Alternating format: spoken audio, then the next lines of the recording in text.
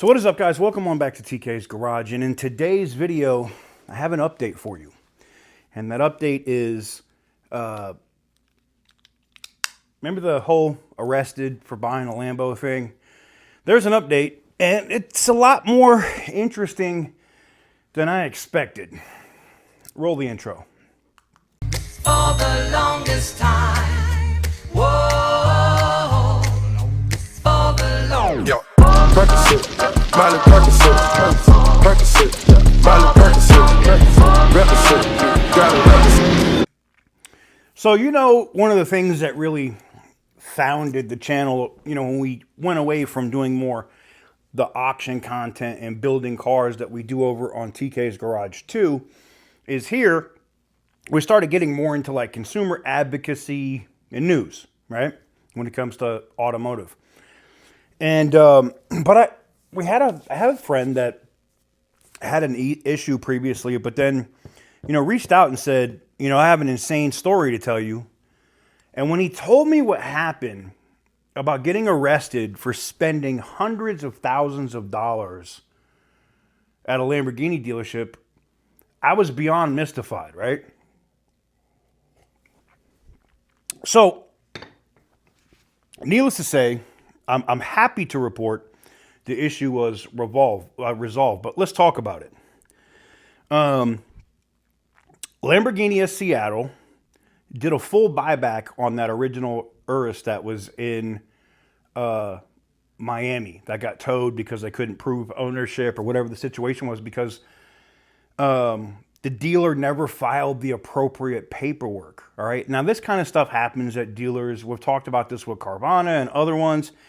And it looks like the managing partner and the owner at this specific dealership, in this Lamborghini dealership in Seattle, is cleaning house. They're addressing some of these issues and getting rid of people that caused some of these problems, which is a good step. So basically the owner at the dealership did a full buyback and paid all expenses incurred,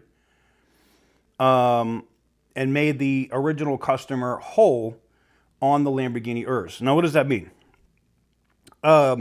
Flights, going back and forth, having to deal with court stuff, legal fees, all this other stuff is being taken care of by the dealership. That is common sense. You would think this is something that shouldn't even be a discussion or a debate, right? It should. And this is the other thing, and I want this to kind of like also be a lesson like for other dealers that might see this video later, or people that work at dealerships. When you're dealing with somebody, especially, this should be common sense just off of the amount of money that these vehicles cost that are being purchased, right? You're dealing with somebody that can purchase this. Like, why would you even invite issues to your dealership from a YouTuber or press or anything else? Just make the situation right when it's brought to your attention that something has gone wrong. And then there's not like a whole video series of your dealership getting cooked. But the managing partner and GM, the managing partner of the dealership and the general manager also gave him a better spec Huracan, that's another Lamborghini, in the same color at the best price in the country, taking a loss on the car, fully paying all my legal costs and expenses. Also at a rate that is 1.5% less than what he was financing the Lamborghini Urus on, right? Both the manager and the managing partner have kids and didn't fully understand some of the underlying issues. We talked about that, where he brings his kid out to the dealership to take deliveries. It's like a special thing. It's a great thing to do as a dad. I'm just saying. They wanted to make it a good experience for my kid, so the next time he goes up there, I'm sure that they will.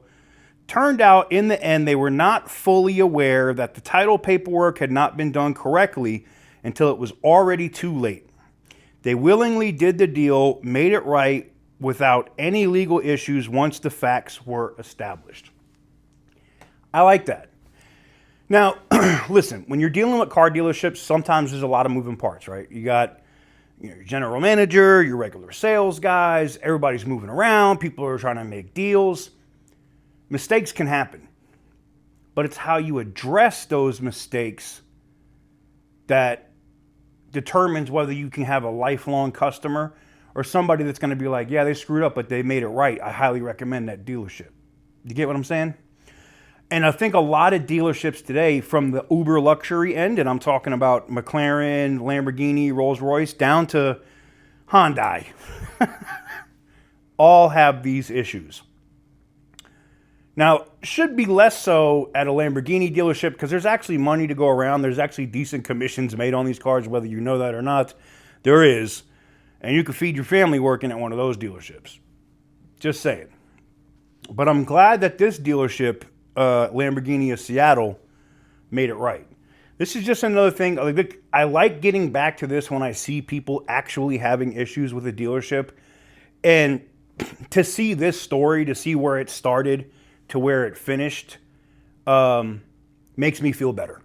You know, and now, did they make all these issues right because we were cooking them on the internet?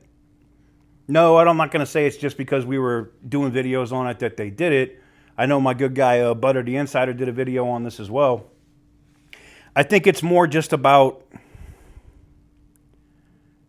the dealership knows, some of these guys with the ownership at this dealership group knew, you got to do the right thing, man.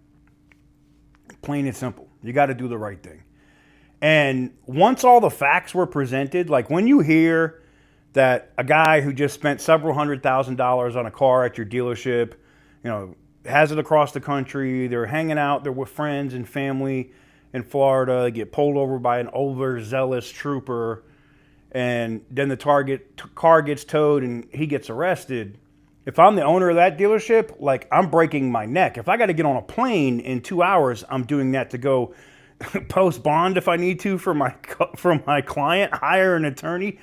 Like, all of this could have been avoided had the paperwork been done right. And this is one of the things of dealerships need to make sure that the I's are dotted and the T's are crossed, and they'll have way less issues.